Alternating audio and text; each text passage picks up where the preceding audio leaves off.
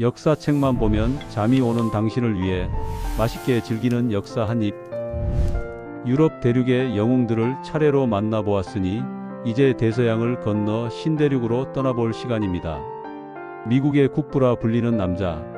$1 지폐 속 근엄한 표정으로 우리에게 익숙하지만 어쩌면 우리는 그의 진짜 모습에 대해 가장 모르고 있는지도 모릅니다. 왕이 될 수 있었던 순간에 기꺼이 권력을 내려놓고 고향으로 돌아간 사람. 오늘은 완전 무결한 위인이라는 박제된 이미지 뒤에 숨겨진 인간 조지 워싱턴의 놀라운 이야기를 준비했습니다. 오늘의 메뉴 초대형 거인 이자 최고의 존버 전문가 조지 워싱턴. 조지 워싱턴 하면 무엇이 떠오르시나요? 정직함의 상징인 벚나무 일화? 미국의 초대 대통령? 맞습니다. 하지만 그가 190cm에 육박하는 당대 최고의 거인이었고 엄청난 괴력의 소유자였으며 평생 이 때문에 말 못할 고통에 시달렸다는 사실을 아시나요? 지금부터 우리가 몰랐던 그의 진짜 매력 속으로 들어가 봅니다. 1. 대통령 감은 무슨, 난 그냥 농사꾼이야. 아메리칸 드림을 꿈꾸던 청년. 워싱턴은 버지니아의 부유한 농장주 집안에서 태어났지만 일찍 아버지를 여의고 형들에게 밀려 제대로 된 교육도 많은 유산도 받지 못했습니다. 그의 최종 학력은 초등학교 졸업 정도였죠. 젊은 시절 그의 유일한 꿈은 더 넓은 토지를 갖고 신품종 작물을 기르며 성공한 농장주가 되는 것이었습니다.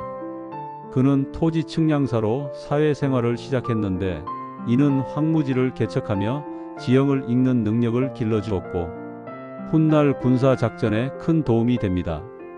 그는 20대 초반에 프랑스와의 전쟁에 영국군으로 참전하며 군 경력을 쌓기 시작합니다.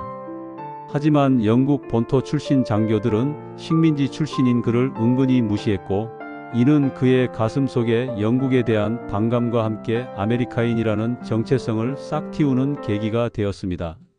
전쟁이 끝난 후 그는 미련 없이 군복을 벗고 고향 마운트 버넌으로 돌아와 부유한 과부였던 마사 커스티스와 결혼하고 그토록 원하던 대농장주의 삶을 시작합니다.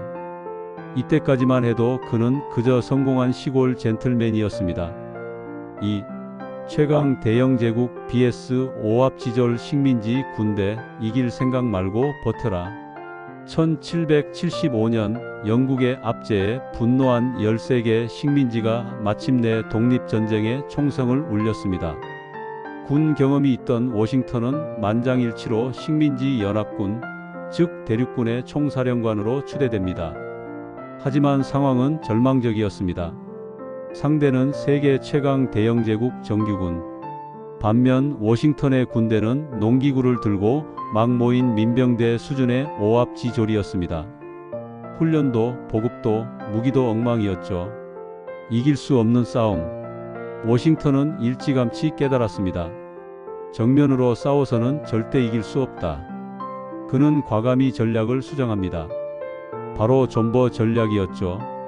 그는 화려한 승리 대신 패배하지 않는 것을 목표로 삼았습니다.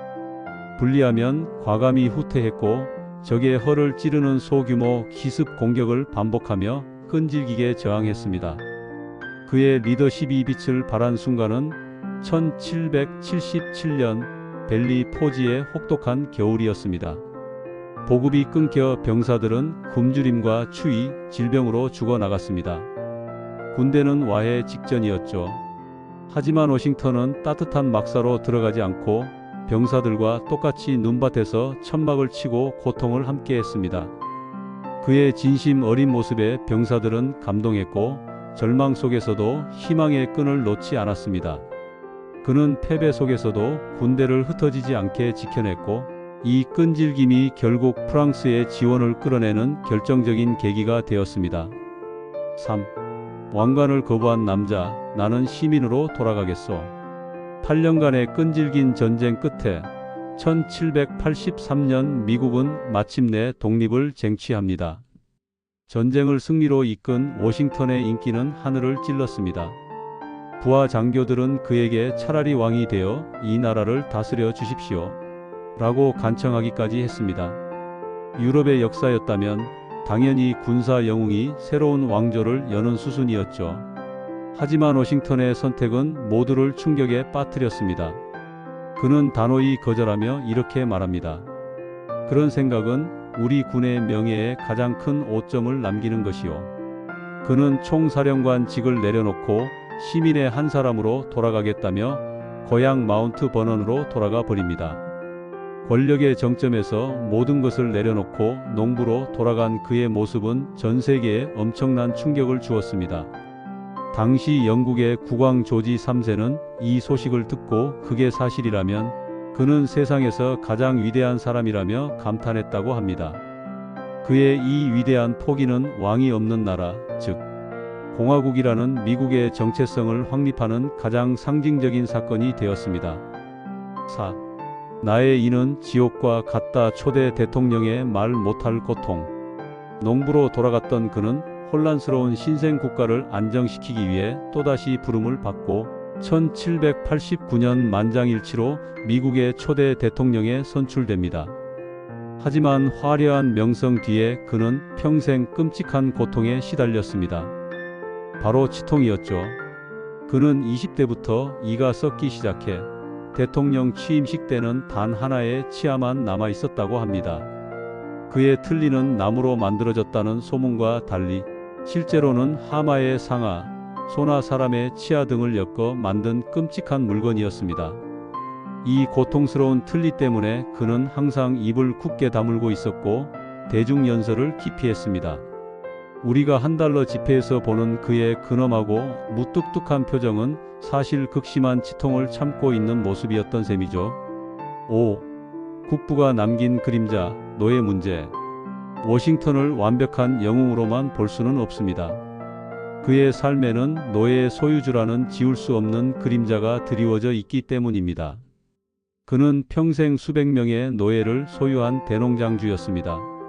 모든 인간은 평등하게 태어났다는 독립선언서의 이상과 그의 현실 사이에는 분명한 모순이 존재했죠.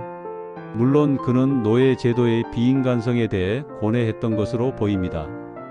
그는 노예들을 가혹하게 다루지 않으려 노력했고 대통령 임기 후에는 노예 제도를 공개적으로 비판하기도 했습니다. 그리고 그는 내가 죽으면 나와 내 아내의 소유의 모든 노예를 해방시켜라는 유언을 남겼습니다. 시대를 완전히 뛰어넘지는 못했지만 자신의 한계를 인식하고 마지막 순간에나마 올바른 길을 선택하려 했던 그의 고뇌는 우리가 기억해야 할 부분입니다. 조지 워싱턴은 타고난 천재 전략가도 화려한 웅변가도 아니었습니다. 오히려 그는 자신의 부족함을 알고 끊임없이 배우고 불리한 상황 속에서도 묵묵히 버텨낼 줄 아는 성실함의 리더였습니다. 무엇보다 그는 권력의 유혹 앞에서 기꺼이 시민의 자리로 돌아갈 줄 아는 진정한 공화주의자였습니다. 그의 가장 위대한 업적은 전쟁에서의 승리가 아니라 권력을 국민에게 돌려준 바로 그 선택에 있었던 것이 아닐까요? 오늘의 역사 한 입 맛있게 즐기셨나요? 다음 시간에도 교과서 박 더 흥미진진한 인물 이야기로 찾아오겠습니다.